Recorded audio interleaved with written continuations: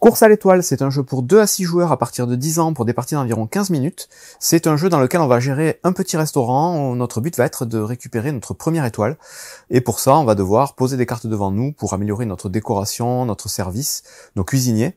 Tout ça en évitant les attaques des adversaires, parce qu'il y a des cartes aussi qui vont permettre d'embêter les autres joueurs ou de céder aussi de temps en temps.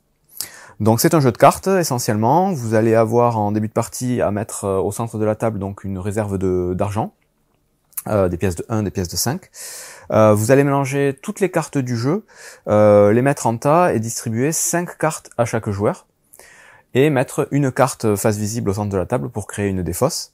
Et ensuite, vous allez distribuer 2 cartes à chaque joueur aléatoires qui vont correspondre donc à leur type de restaurant. Donc là, c'est le petit resto italien par exemple. C'est les cartes bleues comme ça. Ici le mexicain, ici le français. Et l'autre carte, c'est les objectifs qu'il va falloir essayer de remplir pour avoir notre étoile et pour gagner la partie. Donc ça va être à chaque fois d'avoir un certain nombre d'icônes sur les cartes qu'on aura devant nous. Et dès qu'on atteindra le bon nombre d'icônes, ben, on gagne instantanément la partie, c'est le but du jeu. Donc on aura chacun ces 2 petites cartes face visible devant chaque joueur, et les 5 cartes qu'on a distribuées en début de partie, elles par contre sont dans la main des joueurs, face cachée. On commence chacun aussi avec donc 3 pièces de monnaie, et on détermine évidemment un premier joueur, et ce premier joueur va pouvoir commencer son tour. Donc c'est très simple au niveau du système de jeu, vous allez voir c'est un jeu très familial, très facile, et très hasardeux. Vous allez à votre tour, au tout début de votre tour, piocher 2 cartes. Donc vous pourrez piocher les 2 premières cartes de la pioche, ou bien piocher la première carte de la défausse et la première carte de la pioche. Donc à chaque fois, voilà, c'est 2 cartes que vous allez rajouter à votre main. Donc là, admettons, je vais prendre les 2 premières cartes de la pioche. Et une fois que vous avez pioché, ben vous allez pouvoir jouer des cartes, et vous pourrez jouer à votre tour jusqu'à 3 cartes. Donc vous pourrez très bien ne jouer aucune carte, vous pouvez passer votre tour directement, et c'est au joueur suivant. Vous pouvez jouer une carte, vous pouvez jouer 2 cartes, vous pouvez jouer 3 cartes. À la fin de son tour, quand on aura joué ces cartes, il faut qu'il reste dans notre main un maximum de 7 cartes. Si on a plus de 7 cartes, on doit défausser le surplus avant de mettre fin à son tour. Et avant de passer au joueur suivant, on va avoir la possibilité de défausser des cartes supplémentaires parmi les 7 maximum qui nous restent, pour gagner une pièce par carte défaussée. Donc vous pourrez, si vous voulez, défausser, là il me reste admettons 5 cartes, je peux défausser 2 cartes pour gagner 2 pièces à la fin de mon tour, avant que ça passe au joueur suivant. Et une fois dans la partie, une seule fois, vous allez pouvoir défausser toutes les cartes de votre main, pour gagner autant de pièces, et repiocher 5 nouvelles cartes. Donc ça, vous pouvez le faire chacun une fois, pour renouveler votre main, si vous avez vraiment pas les cartes qu'il vous faut, pour contrer un petit peu le hasard du jeu, parce qu'il y a quand même beaucoup de hasard, c'est vraiment lié à la pioche. Les cartes que vous allez jouer, en fonction de leur couleur, ça va déterminer l'endroit où vous allez les jouer. Donc les cartes noires, ce sont les cartes d'action, on va dire. Il y en a quelques-unes que vous allez jouer pour vous. C'est des effets qui vont s'appliquer, elles sont toutes inscrites dessus, pour vous aider. Mais la plupart, ça va être des cartes que vous allez jouer devant les adversaires pour les embêter et les attaquer. Je vais les passer tout en revue à la fin, je vous explique juste le principe. Donc les noirs, c'est des effets instantanés que vous jouez donc soit devant les adversaires, soit devant vous. Et une fois que l'effet aura été appliqué, ces cartes elles vont être défaussées. Et on vous dit dans la règle défausser aléatoirement dans la défausse. C'est-à-dire qu'on les met pas par-dessus le temps, on va les mettre au milieu de la défausse. On les insère quelque part dans la défausse. Ensuite, on a les cartes rouges, ce sont les cartes cuisine. Ce sont les cuisiniers, les différents cuisiniers. Donc là, il y en aura de 3 types différents. Ces cartes-là, vous les jouerez devant vous, ça va améliorer votre restaurant. Ce sera la même chose avec les cartes vertes, qui sont les décorations, et les cartes bleues, que j'ai pas ici, qui sont les cartes de service, qui vont aussi améliorer votre restaurant. Donc ces 3 types de cartes, pour les jouer devant vous, il va falloir payer le coût indiqué, qui est toujours marqué sur la gauche ici, en pièces, et vous posez la carte devant vous, vous avez joué la carte. Et ces cartes-là, elles vont vous donner les fameux symboles qu'il va falloir récolter. Donc les symboles de service, ce sont les symboles bleus, les symboles de cuisine, ce sont les symboles rouges, les symboles de décoration, ce sont les symboles verts. Et parmi ces cartes, on aura de temps en temps des petits cœurs qui sont les symboles de renommée, qui font aussi partie des conditions de victoire. Donc là, pour cette partie-là, pour ma carte, moi, pour gagner la partie, il me faut 3 symboles de cuisine, 2 symboles de service, 2 symboles de décoration et 5 symboles de renommée. Si j'arrive à avoir tous ces symboles devant moi à un moment donné, je gagne tout de suite la partie. Et les cartes sont un tout petit peu différentes entre les joueurs en fonction de ce qu'on a distribué en début de partie. Donc ces cartes-là, voilà, on les met devant nous. Et le dernier type de carte qu'on va avoir, ça va être les cartes de plat. Ces cartes-là, pareil, pour pouvoir les poser, il va falloir pouvoir payer le coût ici qui est indiqué dans les pièces. Et parfois, il y aura une petite contrainte supplémentaire qui va être d'avoir un certain type de chef, que je vais expliquer juste après. Ces cartes-là, les cartes donc bleues, bleu foncé, c'est les cartes qui vont vous rapporter des revenus à la fin de chaque tour. Donc celle-là, vous voyez, vous pouvez gagner 2 pièces à la fin d'un tour. Votre petit resto de base, il vous fera gagner 1 pièce à la fin de chaque tour. Ce sont les petites notes qu'il y a en haut à droite de chaque carte bleu foncé.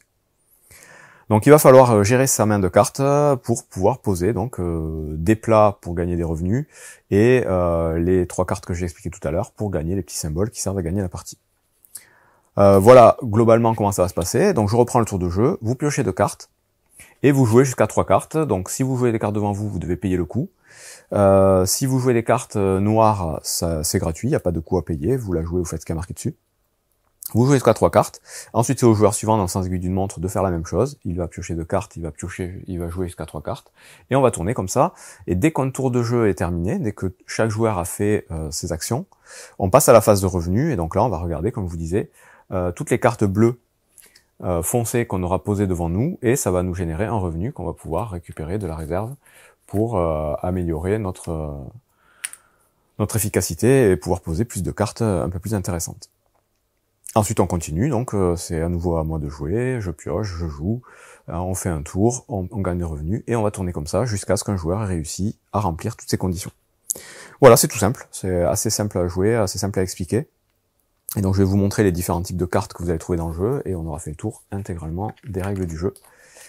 Donc vous allez trouver dans le jeu les cartes donc de menu, les cartes plats. Il y en a de 3 types. Vous avez la street food. La street food, il n'y a pas de contrainte particulière. Ça va coûter à chaque fois 2 pièces de jouer une carte et ça vous rapportera un revenu. Ensuite, donc il y en a de différentes sortes. Et la règle pour les plats, c'est qu'on ne peut pas avoir 2 fois le même plat dans son restaurant. Donc si vous avez déjà les burgers frites, vous ne pourrez pas reposer une carte burger frites. Il faudra poser autre chose. Il y en a des différentes. Donc ça, c'est la street food. Ensuite, vous avez les plats tradition. Les plats tradition, elles vont coûter 4. Elles rapporteront 2 de revenus. Mais pour les poser, il faudra obligatoirement avoir soit un chef, soit une star des fourneaux, c'est-à-dire les cartes cuisine. Les cartes cuisine, vous avez de 3 types. Vous avez la commise, elle n'a pas de particularité, elle coûte 2, elle rapporte une toque. Vous avez le chef, qui coûte 4, qui va rapporter un peu plus de choses en haut, et qui a le fameux icône qui vous permet de jouer les cartes tradition et surtout de gagner le revenu des cartes tradition. Et la carte star des fourneaux, c'est pareil, elle va avoir encore plus de choses, elle va coûter plus cher, elle coûte 6, et elle a aussi le petit symbole qui vous permet de jouer les cartes tradition. Donc c'est la condition pour pouvoir les jouer, il faut avoir un chef pour pouvoir jouer cette carte. Si plus tard vous perdez ce chef et cette icône, ben vous gagnerez plus les revenus de la carte, elle restera posée, mais il faudra que vous reposiez un chef pour gagner ces revenus. Donc voilà comment ça marche pour les plats tradition, et ça va être la même chose pour les plats gastronomie, qui vont coûter encore plus cher, qui vont rapporter 3, qui souvent auront donc des petits cœurs de réputation, mais qui nécessitent aussi un chef ou une star des fourneaux. Donc ça, ce sont tous les types de plats que vous allez pouvoir trouver dans le jeu. Il y en a de différentes sortes dans chaque catégorie, et il ne faudra pas avoir 2 fois le même. Ensuite, vous avez les cartes bleu clair, ce sont les cartes de serveuse, de service. Vous avez la carte simple qui vous rapporte un symbole qui coûte 2. La carte un peu plus intéressante qui va coûter 4 avec plus de symboles, c'est la barmaid. Et le maître d'hôtel ou maîtresse d'hôtel qui va coûter 6 et qui a encore plus de symboles. Vous avez donc les cartes cuisine que je vous ai montré tout à l'heure. Le commis, pas cher, un symbole. Le chef, un peu plus cher, plus de symboles et la petite icône pour poser les plats plus compliqués. Et la star des fourneaux qui coûte 6, qui a plein de symboles et qui a aussi l'icône. Pour la décoration, c'est le même principe. La décoration de base, un symbole, ça coûte 2. La décoration un peu plus compliquée, ça coûte 4 et il y a plus de symboles. Et la décoration prestigieuse, ça coûte 6 et il y a encore plus de symboles. Donc voilà toutes les cartes de base que vous allez pouvoir poser devant vous en les achetant. Et ensuite, on a les cartes actions. Dans les cartes actions, il y en a 8 différentes. En nombre d'exemplaires aléatoires, c'est un peu différent en fonction des cartes. Vous avez les cartes qui vont vous aider. Celle-ci, par exemple, deuxième tournée, vous la jouez, et tout de suite, vous piochez 2 nouvelles cartes dans le tas. Donc voilà, et vous défaussez la carte, comme je vous ai dit, en la mettant au milieu de la pioche. La carte pour boire, tout de suite, vous permet de gagner 3 pièces. Pareil, vous la jouez, vous gagnez 3 pièces, vous la mettez quelque part dans la défausse. Ça, ce sont les deux cartes qui vont vous aider, et toutes les autres, ça va être des cartes d'attaque. Donc vous avez la carte un peu démodée, celle-là vous la jouerez donc devant un adversaire, pour l'obliger à défausser une carte décoration. Donc une carte verte qu'il aura posée devant lui, il sera obligé de la défausser. Quand il la défausse, il la met sur le dessus du tas de défausse. Vous avez la carte à la concurrence, qui va vous permettre cette fois-ci de voler une carte rouge ou une carte bleue, donc une carte de cuisine ou une carte de service, à un adversaire. Donc vous lui prenez, vous la mettez devant vous directement. Vous avez la carte des rats, qui va empêcher l'adversaire sur qui vous jouerez cette carte de récupérer son revenu à la fin du tour. Donc il gagnera pas le prix de ses plats s'il a cette carte devant lui. Et une fois que l'effet aura été activé, la carte sera défaussée évidemment. Vous avez la carte souci de facture qui va faire en sorte que la prochaine carte jouée par le joueur chez qui vous avez mis cette carte coûtera le double. Donc tant que cette carte est active chez un adversaire, ben, il va devoir payer la carte suivante 2 fois son prix. Et une fois qu'il aura payé sa carte 2 fois son prix, il pourra défausser le souci de facture. Vous avez la carte mauvaise critique enfin, qui va faire perdre 1 point de renommée à l'adversaire. Donc un joueur qui aura cette carte, il va la garder jusqu'à la fin de la partie. Celle-là, elle n'est pas défaussée. Et on considère qu'il a moins 1 cœur jusqu'à la fin de la partie. Donc s'il devait avoir par exemple ici 4 cœurs, mais il lui en faudra 5 pour remplir ces conditions.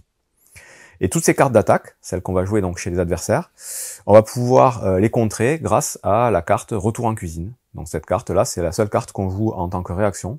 Si on vous attaque avec une carte négative, ben vous jouez ça tout de suite et ça empêche l'action de se produire et vous défaussez tout de suite les 2 cartes qui ont été jouées. Et on a vu toutes les cartes dans le jeu et donc toutes les règles du jeu Course à l'étoile qui, comme vous pouvez le voir, est un jeu très familial, très simple d'accès, où à son tour on a juste à piocher des cartes et en jouer jusqu'à 3 devant soi, ou chez les adversaires, donc un peu d'interaction avec les cartes d'attaque, les cartes noires, et sinon un principe de collection de cartes pour avoir les petits symboles, pour gagner la partie. Les parties sont rapides, hein, les règles sont simples, et c'est un jeu finalement très hasardeux qui va beaucoup dépendre de la pioche. On va pas beaucoup contrôler son jeu, mais voilà, en famille ou avec des enfants, tout ça, ça fonctionne plutôt pas mal. Ça fait beaucoup penser à Monopoly Deal, pour ceux qui connaissent. C'est vraiment le même principe, on pioche des cartes et on en joue jusqu'à 3, et on doit collectionner des cartes devant soi avec des cartes actions qui vont nous permettre d'interagir avec les autres joueurs. Voilà, bon jeu.